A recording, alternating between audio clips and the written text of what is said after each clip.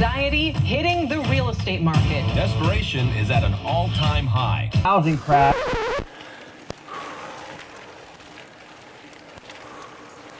The market's really shifting. You bet it is. And, I expect some complacency for the next 6 to 12 months. What do you mean by that? Well, in times of change, a lot of buyers and sellers just kind of sit back and see how it all plays out or shakes out. And, there's no shortage of information out there about a market crash or will prices continue to rise. What's really going on in Steamboat is similar to when you're climbing up a long hill. Eventually, it starts to level out. Like a false flat? Yeah, it falls flat. So you're still climbing, but since you're climbing at a much lower grade, it kind of feels like you're going flat or even down. That same trend is going on in real estate. Hi, I'm Charlie Dresden. And I'm Travis Crook. And today, we're going to bring you a Steamboat Springs market update and discuss this idea of the false flat and how it applies to our current market. Usually, real estate in the United States appreciates at just under 4% a year annually. And during COVID and into the spring of 2022, prices were appreciating at over 20, 30, even 40% a year in some cases. Like climbing a long hill, appreciation in Steamboat, at least over the last 2 years, has been going up and up. Today, appreciation has slowed significantly. So now the big question is, are prices dropping? And the answer is yes. However, 18% of the active listings have dropped their prices by 7% in the last 35 days, and 35% of the pending properties have also dropped their pricing. according to Redfin data, in June, we saw 40% of sellers actually drop their asking price in places like Boise, Idaho, Salt Lake City, and Sacramento, California, and other towns across the West. So does that mean the market's tanking now that all these prices are dropping? Not exactly. Many properties that came on the market the last 6 months were priced as if the market was continuing to appreciate, like we had been over the last 2 years. Home appreciation is leveling off, like we talked about in our last market update back in April. Check out that video here. Back in COVID times, let's say we had a home sell for $1 million. After 3 months, if a similar property was listed, it would be around $1.1 million. That's about a 10% increase in just a few months. But those days are over. The froth is definitely coming off a lot of properties that are listed today. But don't forget, if you've owned real estate in the last 2 years, the amount of appreciation you've gained is unprecedented. So, these changing, shifting markets are kind of difficult to navigate, but in some ways it's an opportunity. That's for sure. I mean, keep in mind that a lot of the price reductions we're seeing right now are from properties that weren't priced correctly to begin with.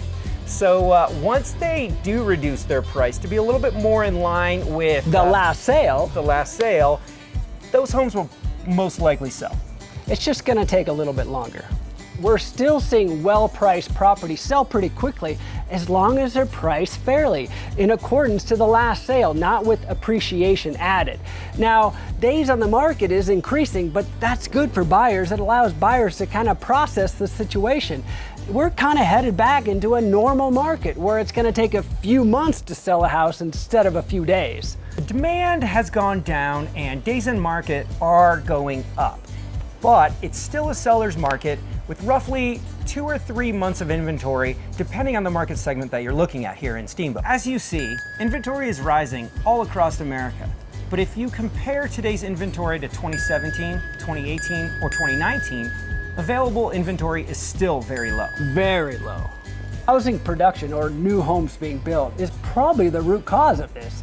Since the crash in 2008, home starts are at an all-time low, especially in Steamboat. Yeah, Lawrence Yun, the chief economist of the National Association of Realtors, notes that instead of a housing surplus like there was in 2008, the nation is now facing a severe inventory shortage. Home builders put more than 2 million housing units a year into the pipeline in the years leading up to the 2008 bubble, and were overbuilding at that time. Today, he notes, is exactly the opposite. Until we see inventory increase dramatically, where absorption rate is about 6 months, meaning it takes an average of 6 months for a home to sell, we may not see prices being reduced. The current market shift is causing buyers and sellers to modify their approach to the real estate market today. What is clear is that prices are no longer appreciating at the same rate that they were this time last year. What isn't clear is what prices are going to do moving forward. Are they going to continue to appreciate just a little bit? Are they going to level off? Or are prices going to go down? And if they do go down, by how much? Price and absorption rate are all tied to supply and demand, which is why back in COVID, we had a huge demand and extremely low supply, which only drove prices up. Today, with as many changes in this economy, we're seeing demand slowing, a slight increase in inventory, but the difference isn't quite enough to change the overall market dynamics. Housing dynamics remain strong, even as double-digit price appreciation that we've become accustomed to over the last few years begins to slow. The National Association of Realtors predicts that the pace of price appreciation will moderate to about 5% by the end of this year. U.S. housing has gained $2.5 trillion in value in 2020, so property owners have more equity than they've ever had in their properties. In addition to that, the lending practices since the 2008 bubble are so tight that the reality is we're probably not going to see the foreclosures coming up that we did in 2007, 2008, 2009. And in fact, sellers with so much equity in their property, they're not going to be that motivated to sell unless, of course, they wanted to capitalize on the increase in values.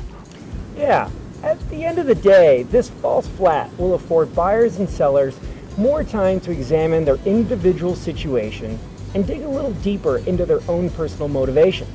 These motivations may be a stronger indicator than the market conditions as to whether or not they should be participating in the current market. So if you want to call and discuss your individual situation to see if it makes sense to possibly purchase or sell, please give us a call. Our phone numbers are below. I'm Travis Crook. And I'm Charlie Dresden. Thanks again for tuning in to another market update from Steamboat Springs, Colorado. In case you're wondering, we are at the rodeo grounds. It is summertime in Steamboat Springs. The rodeo is ongoing every Friday and Saturday night, a must-see in Steamboat Springs. Thanks again for tuning in. That's a wrap.